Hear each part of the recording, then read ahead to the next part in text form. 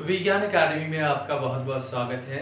Mole concept पर एक video हमने बना लिया है और उस वीडियो के अंदर हमने आपको सिखाया था कि किस तरीके से मोल की परिकल्पना दी गई थी, मोल की संकल्पना का क्या उद्देश्य है, परमाणु और अणु जैसे माइक्रोस्कोपिक एंटिटीज़ को मेज़र करने के लिए, उनकी संख्या को ज्ञात करने के लिए, उनका द्रव्यमान ज्ञात करने के लिए हम मोल की संकल्पना को देते हैं।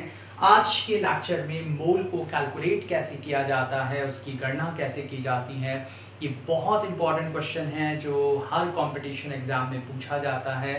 और ये वीडियो देखने के बाद आई होप आपकी एक जो कंफ्यूजन है मोल से रिलेटेड वो दूर हो जाएगी। मोल को हम अगर कैलकुलेशन बेसिस पर बात करें, परिभाषा पर हमारी बात हो चुकी है, मैं उस पर बात नहीं करूंगा। अगर हम कैलकुलेशन पॉइंट ऑफ व्यू से गणना के बेसिस पर बात करें तो मोल को हम तीन आधारीय इकाइयों में उसको वर्गीकृत करते हैं, उसको डिफाइन करते हैं, उसे एक्सप्लेन करते हैं। या तो हम मोल को द्रव्यमान के बेसिस पर एक्सप्लेन करते हैं या नंबर के बेसिस पर एक्सप्लेन करते हैं, और या तीसरा आधार होता है आयतन। सबसे पहले देख लेते हैं कि द्रव्यमान के बेसिस पर मोल क्या होता है।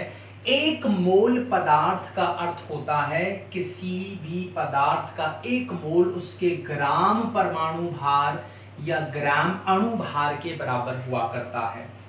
यानी अगर मैं ये कहता हूं कि एक मोल सोडियम लेकर के आइए तो सोडियम का परमाणु भार 23 ग्राम होता है, तो क्योंकि वो 11 नंबर पे आता है तो डबल करते हैं, विषम संख्या को डबल करके एक जोड़ना पड़ता है। सम संख्या ज्यादातर डबल हुआ करती है, परमाणु भार याद करने का ये तरीका हुआ करता है।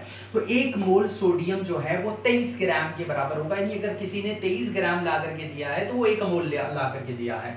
एक मोल जल, अगर कोई कहे कि मुझे एक मोल जल चाहिए, इसका मतलब वो सीधे सीधे क्या कह रहा है, 18 ग्राम चाहिए, क्योंकि जल का अणुभार 18 होता है। यानी 18 ग्राम जल अगर आप देते हैं तो एक मोल देते हैं। यानी मोल का मतलब हो गया भार बटा ग्राम परमाणु भार या ग्राम अणुभार। दिए गए भार में ग्राम परमाणु भार या अणु भार का भाग दे दीजिए। अगर 18 ग्राम जल है तो कितने मोल होंगे, तो 18 ग्राम में जल का अणुभार कितना है, 18 बटा 18 यानी 1 मोल होगा। अगर किसी ने 9 ग्राम जल दिया तो 9 बटा 18 यानी 1 बटा 2 मोल होगा। तो इस तरीके से हम मोल निकाल सकते हैं। दूसरा तरीका होता है संख्या के बेसिस पर। संख्या अगर दे रखी है, परमाणु की संख्या दे रखी है, अणु की संख्या दे रखी है, आयन की संख्या दे रखी है, तो हम कैसे कैलकुलेट करेंगे। देखिए बहुत आसान तरीका है। किसी का भी एक मोल, उसके अंदर परमाणु या अणुओं की संख्या एवोगैड्रो नंबर के बराबर होगी, और एवोगैड्रो नंबर का मतलब होता है 6.022 इंटू 10 की घात 23। यानी अगर कोई मुझे कहता है कि एक मोल सोडियम यानी उसके अंदर कितने परमाणु होंगे, एवोगैड्रो नंबर 6.022 इंटू 10 की घात 23 परमाणु होंगे। सर आपने यहाँ परमाणु लिखा है और नीचे वाले में अणु लिखा है, क्योंकि बेटा यहाँ वाटर की बात की जा रही है। वाटर एक यौगिक है, यौगिक में अणु हुआ करते हैं और तत्व में परमाणु हुआ करते हैं। इसके लिए हमने वीडियो बना दिया है, तत्व और ये सब हमने सेग्रीगेशन उसमें बता दिया है, आप वो वीडियो देख सकते हैं, विज्ञान अकादमी पर वो अवेलेबल है। मोल अगर संख्या दे रखी है तो हम एवोगैड्रो नंबर से डिवाइड कर दें तो हम उसे क्या कर लेंगे, नंबर के बेसिस पर हम मोल को डिफाइन भी कर लेंगे और मोल निकाल सकते हैं संख्या के बेसिस पर।